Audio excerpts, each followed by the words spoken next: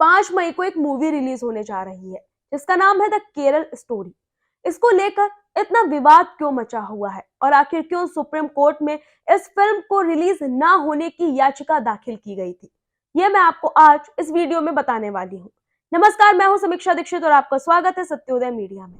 5 मई 2023 को the Kerala story release होने वाली है।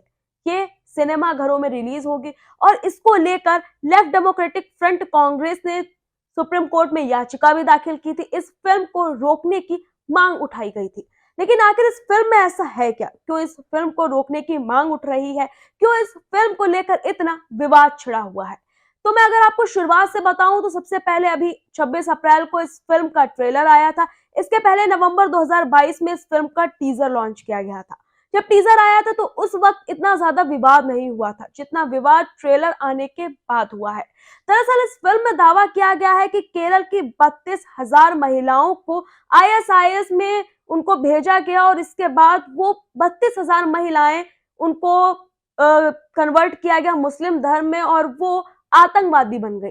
पहले वो महिलाएं हिंदू थी, कुछ महिलाएं ईसाई थी, लेकिन बाद में उनका ब्रेन वॉश किया गया, उनके साथ लव जिहाद हुआ जिसके चलते वो इस्लाम में कन्वर्ट हो गई। उन्होंने इस्लाम कबूल कर लिया और आईएसआईएस के साथ जुड़ गई और इसके बाद वो सीरिया और कई जगह जो है वो आईएसआईएस के साथ काम करने लगे और आतंकी संगठन में उन्होंने अपने पैर मजबूत कर लिए। इस तरीके के दावे इस फिल्म में किए गए हैं जिसको लेकर अब विरोध चल रहा है। अब मैं आपको बताऊंगी कि ये 32,000 का आंकड़ा आखिर आया कहां से। ये 32,000 के आंकड़े को लेकर भी कितना बड़ा विवाद छिड़ा हुआ है और आखिर ये आंकड़ा है कहां।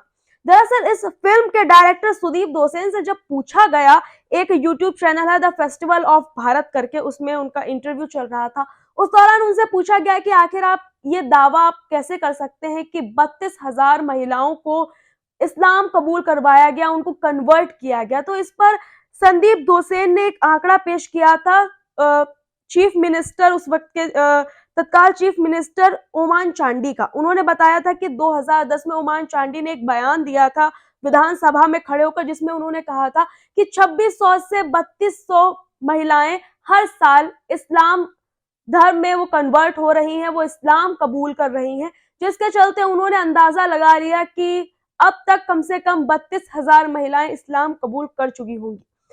इस बयान का जो फैक्ट चेक किया गया कि दरअसल सीएम ने क्या ऐसा सच में कहा था या नहीं कहा था, तो फैक्ट चेक में कई सारी बातें सामने आई जिसमें इंडिया टुडे ने एक रिपोर्ट साझा की थी। इंडिया टुडे ने बताया था कि दरअसल असल में ओमान चांडी का बयान क्या था। ओमान चांडी ने ये बयान 2010 को नहीं बल्कि 25 जून 2012 को एक कोर्ट में दिया था। उन्होंने कहा था 25 जून को सीएम ओमान चांडी ने कहा था कि विधानसभा में उन्होंने जो भी बातें बताई थी, उन्होंने कहा था कि 2006 का उन्होंने जिक्र किया था और कहा था कि 2006 में 2600 से ज्यादा लड़कियां इस्लाम कबूल कर रही हैं। उन्होंने ये कहा था, ये नहीं कहा था कि जबरदस्ती उनका धर्म परिवर्तन कराया जा रहा है। उन्होंने कहा था कि 2600 से ज्यादा लड़कियां हर साल इस्लाम कबूल कर रही हैं।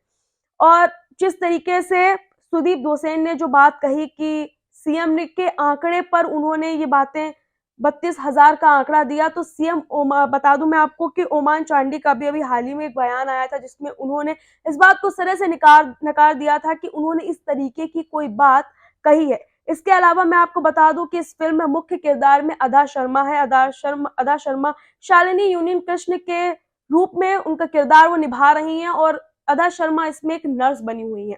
उनके किरदार को काफी पसंद किया जा रहा है, लेकिन उधर ही इसको लेकर विवाद भी छिड़ा है। जैसे कि सुप्रीम कोर्ट में भी इस फिल्म को लेकर याचिका दाखिल की गई थी। कहा गया था कि इस फिल्म पर रोक लगनी चाहिए, इसको रिलीज नहीं होने देना चाहिए, जिसके चलते सुप्रीम कोर्ट ने ये याचिका खारिज कर दी थी। और अब सेंसर बोर्ड ने इस फिल्म को लेकर कई सारे इसमें सीन कट करवाए हैं। लगभग 10 सीन पर कैंची चली है, जिसके बाद से ये फिल्म 5 मई को रिलीज होने के लिए तैयार है। अब फिल्म रिलीज होने के बाद पूरी कहानी खुलकर सामने आएगी कि आखिर उन 32,000 महिलाओं के साथ हुआ क्या था। जब फिल्म रिलीज होगी उसकी कहानी जैसे ही बाहर आएगी मैं आपको इससे रिलेटेड और भी बातें बताती रहूंगी। तब तक के लिए नमस्कार।